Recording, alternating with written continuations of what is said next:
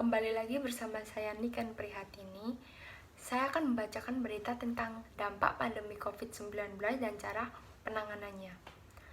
Seperti yang telah dilansir dari setnet.go.id, bahwa pandemi COVID-19 merupakan musibah global yang menimpa seluruh negara di dunia, termasuk di Indonesia. Dampak yang ditimbulkannya pun mengena di semua sektor, baik sosial, ekonomi, maupun pendidikan. Oleh karena itu, untuk menghadapinya, pemerintah melakukan penataan ulang atau refocusing. Program yang telah direncanakan untuk mengatasi COVID-19 dan dampak-dampaknya. Seperti yang telah dikatakan Wakil Presiden K.H. Ma'ruf Amin. Untuk menghadapi ini, pemerintah pun juga melakukan upaya perubahan tahwil atau pengalihan yang bahasanya refocusing.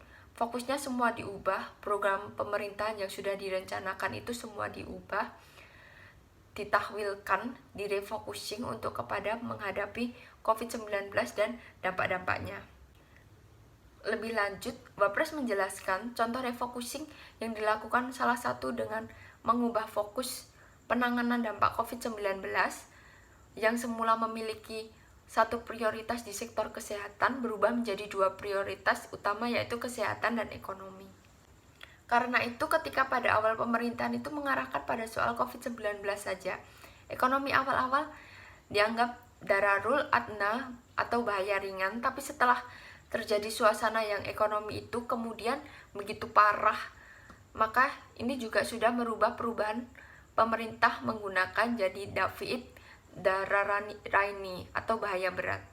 Ini masalah yang dihadapi ini bagaimana menjaga mengawal umat bangsa ini dari dua bahaya ini, papar Wakil Presiden.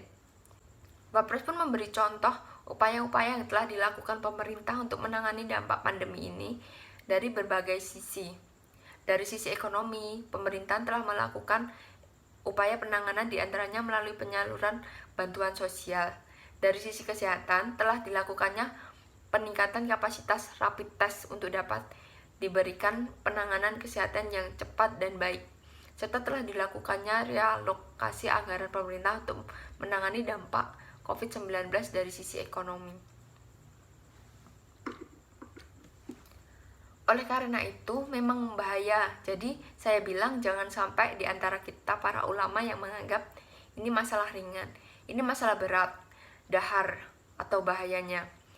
Berat, dahar COVID-19-nya, dahar dampak sosialnya, dahar ekonominya itu, tegasnya.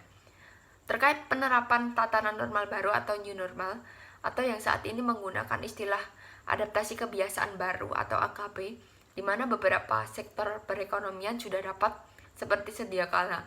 Wapres menyampaikan bahwa langkah ini diambil pemerintah sebagai upaya untuk menghidupkan kembali jalannya roda ekonomi yang sebelumnya sempat melambat. Ia pun berpesan agar masyarakat dapat terus mematuhi protokol kesehatan yang telah ditetapkan pemerintah untuk mendorong suksesnya penerapan AKB. Menghidupkan ekonomi ini sudah suatu keniscayaan. Kalau tidak, akan ada lebih bahaya lagi kalau tidak dihidupkan. Karena itu, dua-dua ini harus ditangkal, dan kepatuhan masyarakat serta disiplin masyarakat adalah kuncinya. Mungkin cukup sekian berita yang dapat saya sampaikan. Kurang dan lebihnya saya memohon maaf yang sebesar-besarnya. Sekian dan terima kasih.